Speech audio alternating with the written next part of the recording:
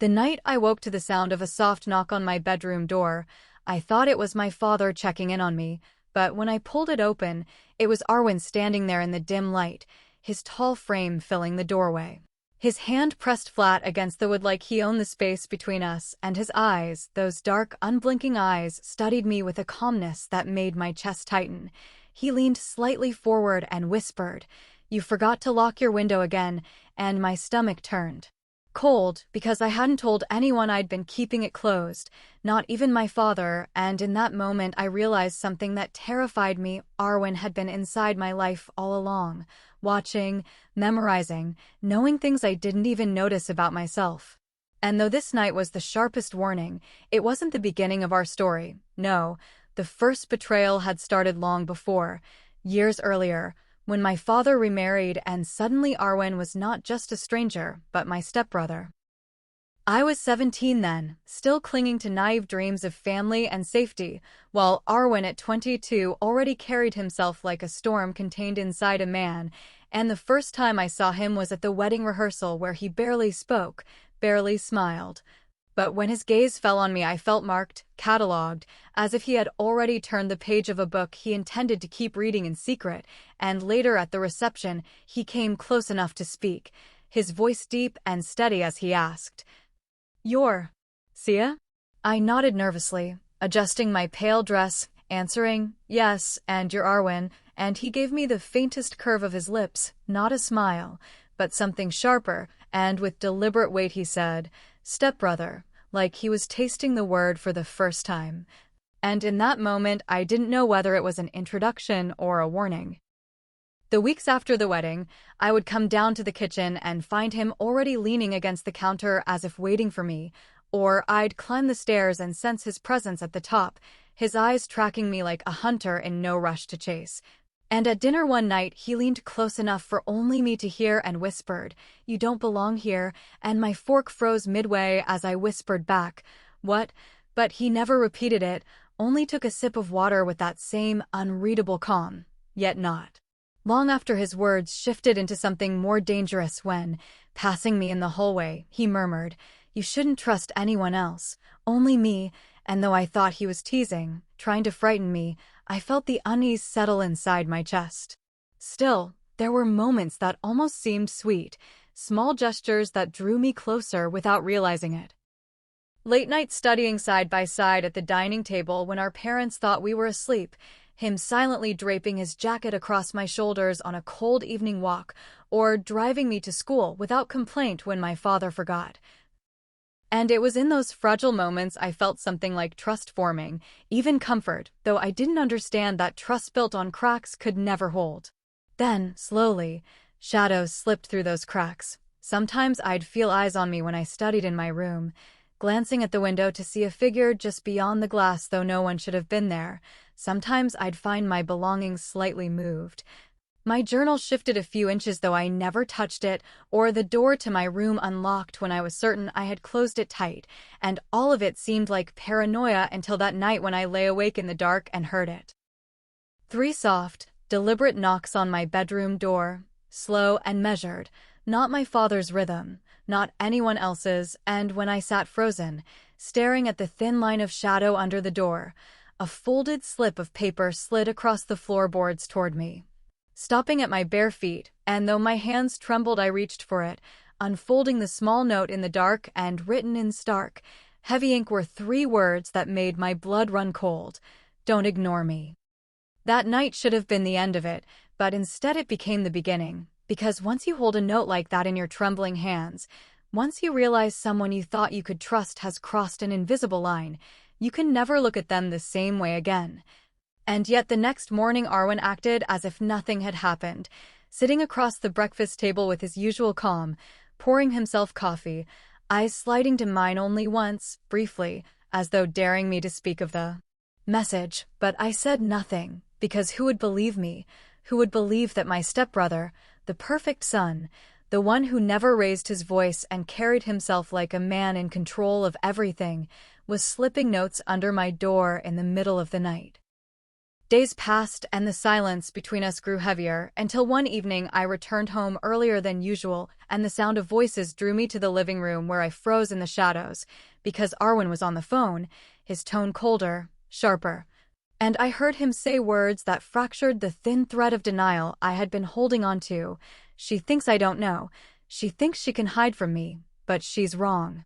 My heart slammed, and I should have walked away, but I couldn't move until he ended the call and his eyes lifted, meeting mine across the room, and for a moment the mask slipped, the calm veneer broke, and what I saw in his gaze wasn't stepbrotherly concern. Wasn't family, it was possession, raw and undeniable.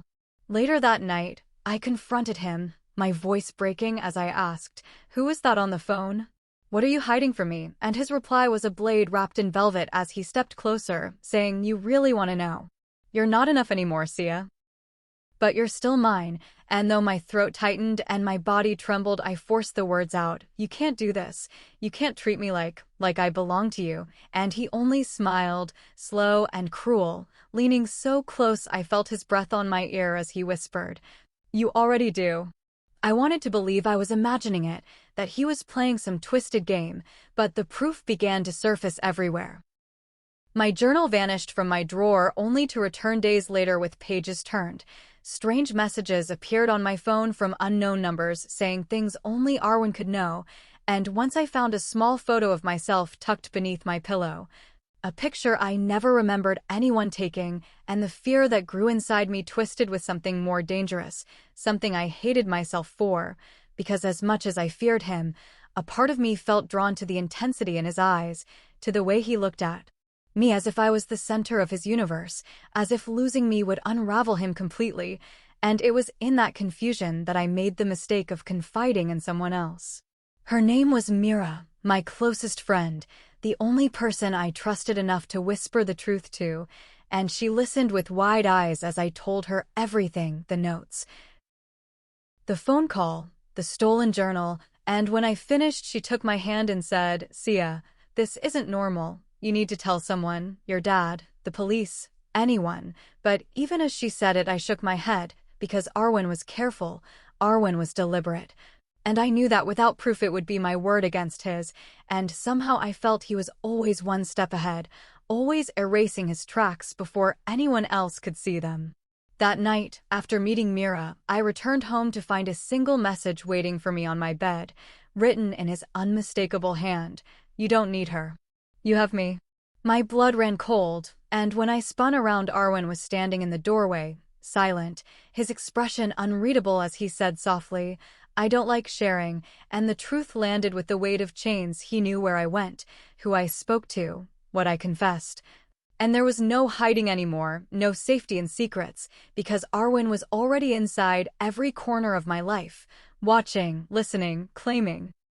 That night marked the turning point, because once Arwen showed me he knew everything, where I went, who I spoke to, even the words I whispered in confidence, I understood he wasn't simply watching me, he was controlling me.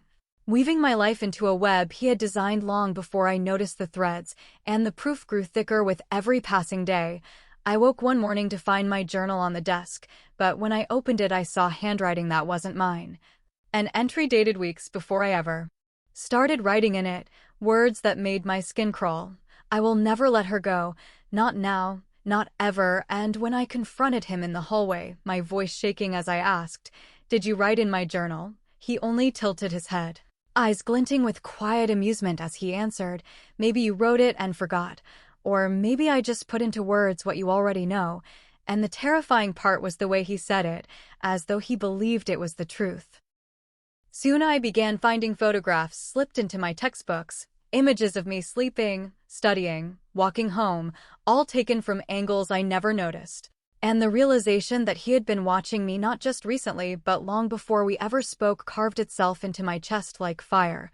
I couldn't eat, couldn't sleep, because even in my dreams he followed me, whispering promises that blurred love and fear until I woke in a sweat, heart pounding, only to find my window cracked open though I was certain I had locked it before bed.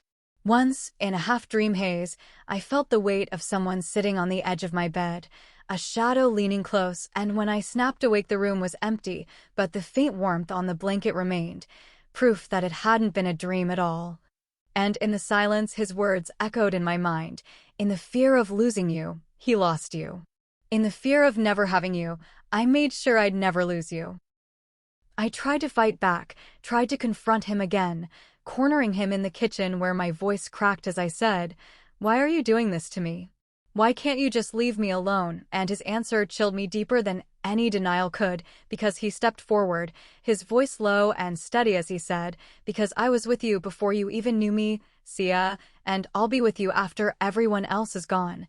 And in that moment I understood the truth, that he had been watching long before our parents married, long before we shared a roof, and the thought that his obsession had roots in a past I couldn't remember made me dizzy with dread. Still, I clung to the fragile hope that I wasn't entirely powerless, so I hid my phone, changed my passwords, locked my door with a chair pressed against it, but every measure failed. Because no matter how I fought back, I woke to fresh reminders of his presence, my mirror fogged with the words, "Always mine," my clothes shifted in the closet, a single white rose laid across my pillow with no explanation. And the culmination came one evening when I returned to my room and found my journal moved again, opened to a new page I hadn't written, with words that weren't mine but carried my name. "Sia, don't run. You belong here. You belong with me." And as my knees gave out and the journal slipped from my hands, I heard it, the unmistakable creak of footsteps in the hallway, steady, deliberate, coming closer to my door. And for the first time I realized Arwen didn't need to break into my world anymore, because he already lived inside it. The day it finally broke open felt like the last calm before a storm that had been gathering for years, the kind of morning where the light slants through blinds and makes everything look ordinary until you notice the blood under the roses. I had rehearsed my courage for weeks, hiding a small recorder inside the hollow of a birthday card I bought for my father, practicing the words I would say and the questions I would ask until they sounded like steel, because I had realized the only proof that could stand against Arwen was himself, his voice, his confessions, the way he justified the darkness, and so I planned a trap that used his own certainty against him. Inviting him into the study with the pretense of confronting him about a lie I had fabricated, telling Mira to wait in the car just outside in case I needed help, though part of me dreaded she would see more than I wanted anyone to see. When he arrived, he moved through the house as if it were always his, shoulders low, expression unreadable, and when I closed the study door behind us I felt the small, familiar thrill of fear and the strange, unfamiliar taste of control. "You wanted to see me?" he asked, like a man who expected a curtain call and not a cross-examination, and I kept my voice steady though my hands shook as I said, "I found letters, Arwen. Letters to someone you call my treasure." His face tightened, then smoothed, as if paging through a script that he always knew by heart. "You read things that weren't meant for you," he said softly, and when I stepped forward, pressing the card against the edge of the desk where the recorder's tiny red light blinked like a heartbeat, he laughed, a sound with no warmth in it, and said, "Do you think that makes you brave?" I let him talk, letting him fill the room with the strange, poisonous sincerity I'd heard 100 times. The stories of destiny, of protection, of how he'd seen me and known before anyone else did, because I needed him to say it aloud, to bind his intentions with his own words, and when I asked the question I had written down, the one that would make or break me, "If you loved me like you say, why did you watch me like I was a thing to be owned?" He tilted his head, the old arrogance flickering, and for a heartbeat I almost believed he would smile away the accusation, but instead he stepped close. And his answer came not as a denial, but as a confession, slow and low, "Because I couldn't trust the world with you. Because the thought of someone else loving you, eating up pieces of you I reserved, made me careful." The word careful tasted like a threat, and I felt it press against my spine. I pushed harder, kept my questions clinical, needing to get him to the place where his voice could be matched to written facts. "When did you start watching me? When did you decide you could decide for me?" And he told me things in that calm, terrifying way, small details that painted a map of obsession. how he learned my routines, how he left notes to steer me, how he photographed me not out of prurient curiosity but devotion, proof. He told himself that I was his and only his. At one point he reached for my hand, and even with the recorder humming between us I could feel the heat of his palm, the possessive weight that had pressed itself onto my life for months, and I pulled away, steadying myself on the edge of the desk. Because this conversation was a knife I needed to hold with both hands. Then his voice changed, softer, pleading with a weird, earnest brutality as he said, "I never meant to break you, Sia. I only wanted to keep you safe. Don't you see? In the fear of losing you, I lost myself," and the confession spilled out of him like a flood, and I let it, because every heart-wrenching rationalization he offered would be a rope I could hand to someone else. The police, my father, the court if it came to that. When he finally sat back, exhausted, satisfied as if that admission had been a consolation instead of a crime, I stood up, palms damp, and said quietly, "It's over, Arwen. I recorded this." His eyes flicked to the card then, and in that single movement rage came over him the way a storm comes over a landscape, sudden and terrifying. He lunged, knocking the desk aside, papers fluttering like wounded birds.